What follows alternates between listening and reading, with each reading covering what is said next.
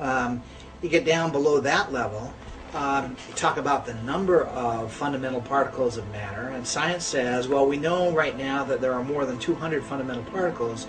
We're not sure how many more, and experiments keep turning up more and more. Many of these particles exist for only a billionth of a second, and trying to detect them is pretty difficult. The Dogen come out and say, they don't waffle at all. The Dogen say there are 266 particles. And I said, okay, well, that's certainly in the ballpark of what science says. It's certainly a credible number given all the other symbols the Dogen have. You get down below that, and science says that these particles are the result of vibrations of cosmic strings, which are the foundation of string theory, which is really an unproven theory right now, but the best candidate we have for how matter is actually formed. The reason that it's unproven is because we just can't examine anything that is so very small as a cosmic string. Possibly over the course of the next 15 or 20 years, technology will catch up to the point where they can actually see what these things look like.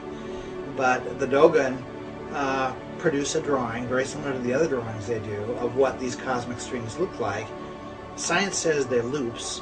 The Dogen describe them actually as coils. They look very much like a loop, but you see the details and you realize that it's actually coiled. And that brings us back to all the spiral and coil references in the earlier myths.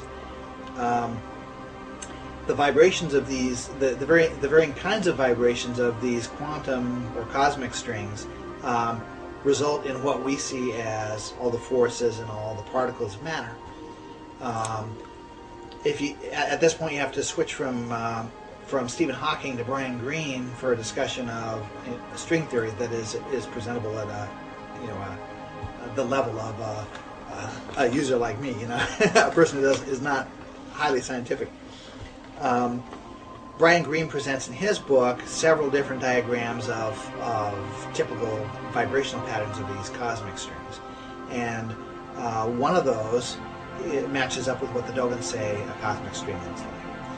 And if you follow back through the Dogen symbols, you realize they're taking the most obvious representation of each of these symbols and trying to present it as an example.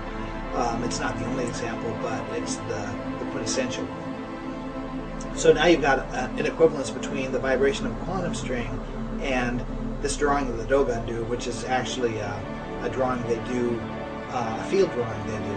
They draw with sticks in the field at a certain time in their agricultural cycle and produce this image that is very much like the vibrational pattern of a quantum string. A rumor arose that the Dogen themselves acquired this knowledge from ancient Egypt, or in any event that there was a connection between the Dogen cosmology and mythology and the Egyptian. So Scranton started looking for those connections and found them very, very quickly.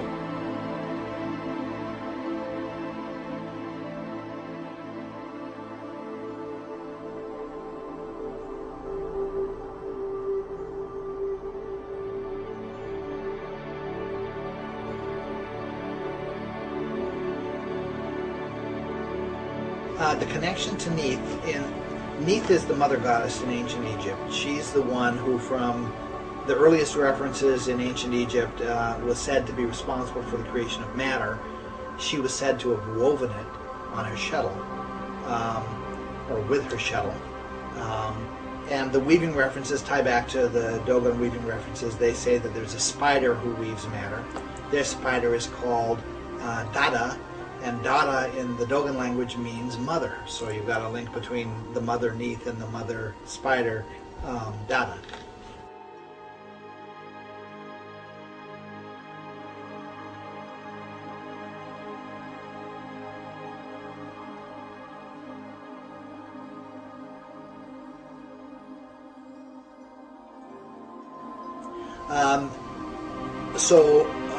When you get to Neith, in order to understand what Neith's about, you really have to look at the glyphs that make up her Egyptian hieroglyphic name.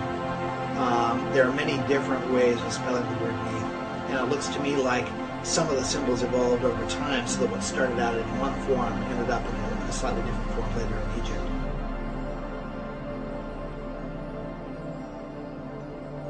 Her name is written with the complex way that quantum strings intersect themselves.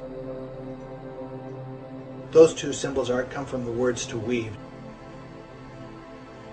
One is written with a symbol which is exactly one of the simple ways that quantum strings intersect themselves. The other spelling is written with another symbol that is exactly one of the ways quantum strings intersect themselves. So you've got three very precise representations of quantum string diagrams or string theory diagrams used to write the name of Neith and how she forms matter. It's pretty much a no-brainer that we've got a connection here.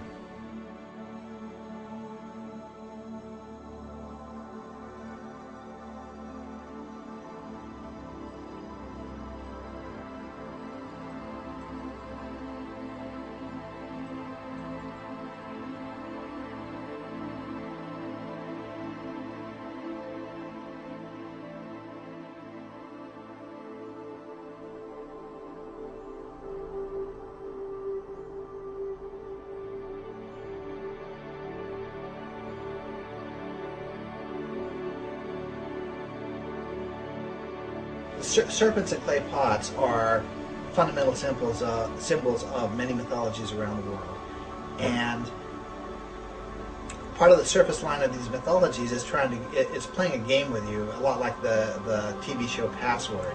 They're trying to get you to say another word back, and so when they're presenting you with spiraling coil, spiraling coil, spiraling coil, or serpent, serpent, serpent, and clay pot, clay pot, clay pot, they're trying to get you to say waves and particles. And as soon as you've said waves and particles, then you're on the track of where you want to go to find the answer. I resisted saying waves and particles. I consciously resisted saying waves and particles for a number of years during my research because I just didn't believe that a myth could be taking me there. I didn't believe that it could be leading me down the path of quantum and string theory. So you have to understand that each one of these symbols has multiple meanings depending on which storyline you're thinking about. And so they can take slightly altered forms depending on which storyline you're in. The symbol of Alma's egg, when you're talking about the storyline of the structure of matter, looks almost exactly like what Stephen Hawking presents as a diagram of a black hole, which is the closest thing we've got right now to what the M-formed universe might have looked like. When you go to the reproductive side, Alma's egg takes more the shape of a womb, and so it's more rounded. It also connects to the symbol of the step pyramid and the pyramid, which can take two forms, a flat top and a peaked form. And so depending on which of these lines of symbolism you're discussing, the same symbol can have a slightly different shape. I think I came across some of the genetic reproduction symbols first, but because the structure of matter symbols had so much more depth to them, you could make a much stronger argument that they were talking about what you said. Following that path and following the reproductive path. I know that there are other researchers who have been actively trying to connect symbols of myth to details of reproduction, but there's not enough. You have to get it to be believable. You have to get it down to what I call self-evident comparisons between two things. The Chinese were right when they say a picture's worth 1,000 words. If you can get it down to where two things are self-evidently the same, it makes it much harder for somebody to argue with you that you're wrong. So from the structure of matter side, I could get to that point over and over and over again. Whereas on the reproduction side, you had to depend more on descriptions and less on drawings, and so it's not a strong argument.